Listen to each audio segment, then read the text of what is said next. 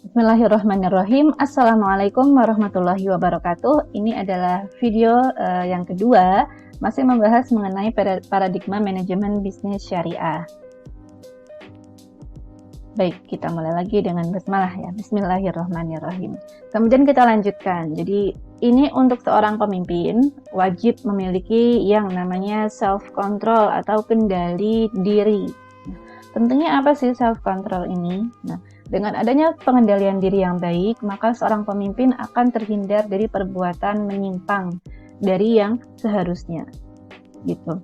Nah, maksudnya pengendalian diri juga ini nanti masuk ke integritas juga ya, karena dia bisa mengendalikan diri untuk mampu melakukan suatu yang berintegritas gitu. Maksudnya adalah integritas itu sendiri juga, walaupun dia nggak diawasi oleh orang lain, walaupun dia cuma sendirian di tempat kerja, dia akan berintegritas sama diri dia sendiri. Dia akan merasakan bahwa pekerjaan saya ini ya tetap diawasi oleh Allah, walaupun nggak ada orang lain di sekitar saya. Dan dia akan melakukan pekerjaannya dengan baik, tidak melakukan penyimpangan apapun.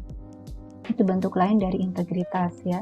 Melakukan hal yang benar, melakukan hal yang semestinya dalam keadaan apapun dan dimanapun. Gitu. Pokoknya semua dalam pantauan Allah, tidak ada yang dapat kita tutup-tutupi. Kemudian yang kedua adalah kredibilitas. Selain self-control, seorang pemimpin harus punya kredibilitas juga atau tanda amanah. Beberapa contoh dari kredibilitas adalah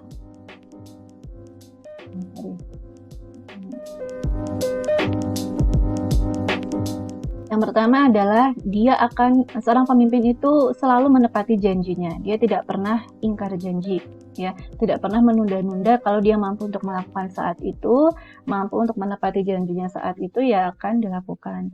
Kemudian yang kedua, membayar upah dan bonus karyawan sesuai dengan ketentuan yang berlaku. Dalam Islam juga kita tidak boleh menunda-nunda upah dan gaji karyawan. Ya, itu yang pertama. Kemudian kalau ada karyawan yang berperilaku bagus, itu biasanya diberi bonus atau reward. Ya. Kemudian yang ketiga, melangsungkan kerjasama jangka panjang. Seorang pemimpin yang mampu melangsungkan kerjasama jangka panjang dengan pihak lain, itu adalah tanda kredibilitas dia. Kalau dia nggak kredibel, biasanya orang lain itu nggak tertarik untuk melangsungkan kerjasama jangka panjang dengan bisnisnya. Gitu ya. Jadi semakin kita bisa mempengaruhi orang lain untuk bisa bekerja sama dalam jangka panjang dengan kita, maka itu adalah tanda bahwa kredibilitas kita sebagai seorang pemimpin itu baik. Kemudian yang keempat, memenuhi takaran dan ukuran sesuai dengan spesifikasi yang disepakati ini dalam hal apapun. Ya, baik dalam hal karakternya, bisa sabar, bisa ramah dan tegas dalam waktu yang tepat, dan bisa disiplin, juga bisa lentur dalam waktu yang tepat, bisa membaur, tapi juga bisa memimpin, bisa disegani sebagai seorang pemimpin dalam spesifikasi yang tepat juga, dan dalam waktu yang semestinya. Jangan pas di kantor kayak temen, pas di luar malah bossy gitu. Enggak, kalau di kantor dia memposisikan dirinya sebagai seorang leader, dia disegani dan dia memiliki wibawa di hadapan bawahannya. Kalau di luar kantor out of office, dia akan lebih friendly sama bawahannya, seperti itu ya. Jadi right act in the right place gitu. Kemudian yang terakhir, memenuhi ketentuan-ketentuan dalam surat atau akad perjanjian atau MOU. Kalau ada akad-akad atau kontrak atau MOU, perjanjian kerjasama gitu, kesepakatan kerja, kesepemahaman kerja, maka itu akan dipenuhi ketentuan-ketentuannya. Kemudian selanjutnya adalah mengenai masih dalam perilaku seorang pemimpin bisnis ya, pebisnis, yaitu cerdas. Tadi kita sudah membahas di video yang pertama, jadi cerdas itu tidak harus melalui pendidikan formal ya. Cerdas itu juga bisa melalui pendidikan-pendidikan yang sifatnya informal. Kita bisa mendapatkan hard skill melalui pendidikan formal, dan kita bisa mendapatkan soft skill melalui pendidikan yang informal.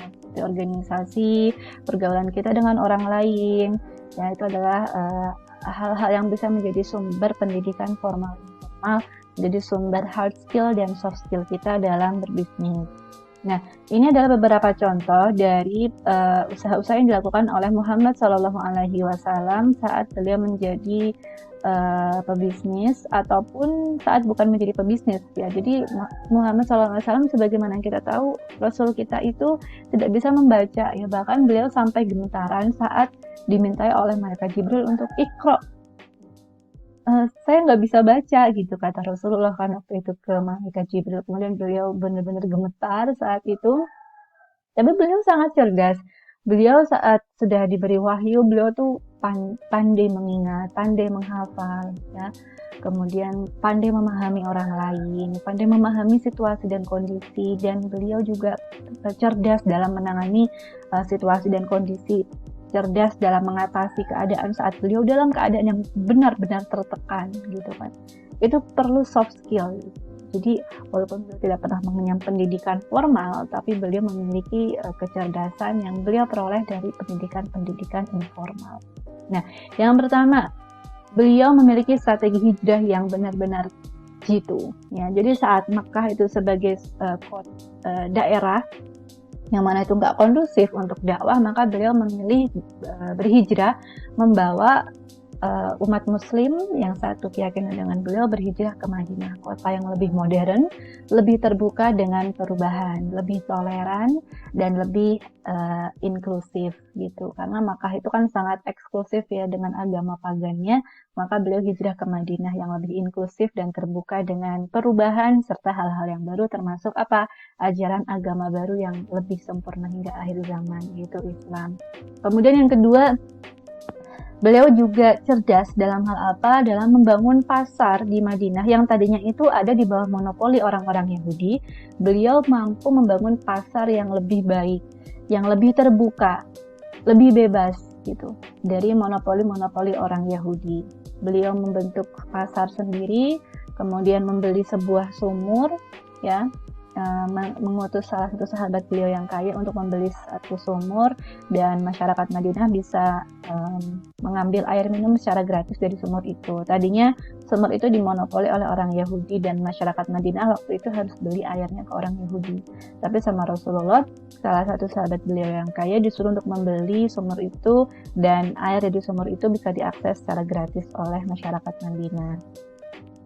Kemudian yang ketiga, ini contohnya kita flashback ke sebelum beliau hijrah, itu beliau masih di Makkah dan beliau masih belum mendapatkan amanah sebagai Rasul ya.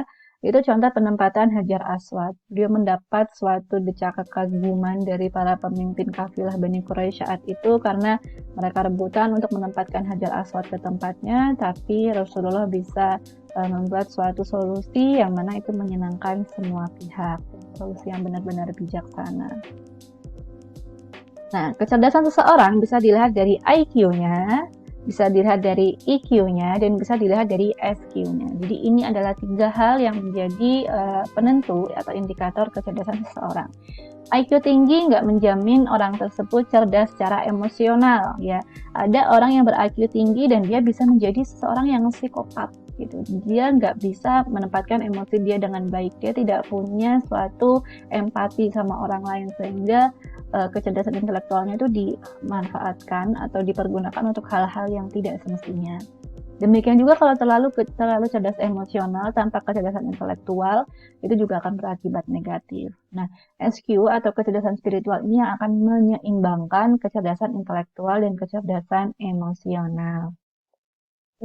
Kecerdasan spiritual ini penting kalau kita dalam keadaan di mana kita merasa bahwa kita itu dalam titik terbawah kehidupan, atau kita dalam keadaan yang benar-benar kita nggak menemukan solusinya dari manapun. Kecerdasan spiritual ini penting sebagai soft skill kita dalam mengatasi masalah tersebut. Kemudian yang selanjutnya yang harus dimiliki oleh pemimpin adalah kemampuan berkomunikasi. Itu ada qaulan sadidan, yang artinya adalah speak justly, yaitu berbicaralah dengan semestinya keadaan yang benar-benar real terjadi, kondisi terjadi, gak usah dibuat-buat dan gak usah mengada-ada. Kemudian speak words straight to the point, jadi bicara langsung ke intinya, gak usah muter-muter yang sampai jauh banget, sampai orang lain itu gak mampu menangkap apa sih yang dimaksud sama kita gitu ya. Kemudian apa yang dibicarakan itu berbobot, berdasarkan fakta dan data yang relevan, itu masuk ke speak justly ini ya. Kemudian mengandung hikmah juga, tangkas dan jelas, baik dalam menyampaikan suatu pendapat atau menjawab pertanyaan, dan yang terakhir itu menyenangkan. Gitu. Kalau ngomong itu yang nyenengin gitu gaya bahasanya. Nah, bagaimana membangun budaya manajemen bisnis? Jadi budaya bisnis itu nggak bisa dianggap enteng ya. Menurut Cahyadi Kurniawan, tadi juga sudah kita kutip beberapa pandangannya mengenai inti atau core dari budaya bisnis yang harus ada dalam suatu bisnis. Dan beliau juga bilang jangan anggap enteng budaya. Kenapa? Ya, karena budaya inilah yang akan menentukan jalannya bisnis ini ke depan.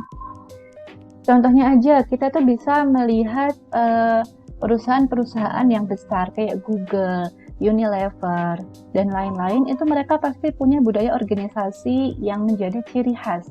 Sehingga mereka bisa menjadi perusahaan yang bentuknya adalah multinational company. Mereka bisnis yang internasional sifatnya. Dan bisa menyesuaikan dengan budaya lokal. Jadi jangan anggap enteng budaya ya. Kita mau masuk kalau kita kancah lokal, ya kita harus sesuaikan bisnis kita dengan budaya lokal. Kalau kita kancahnya internasional, apalagi kita harus punya skill untuk bisa menyesuaikan value dari bisnis kita dengan tempat yang lagi kita datangi itu, ya. Nah, budaya berasal dari karakter owner atau leader dan nanti akan mempengaruhi visi misinya ke depan. Membangun budaya tidak cukup dalam sehari, tetapi memerlukan waktu dan harus konsisten. Ya. Kemudian budaya itu menular.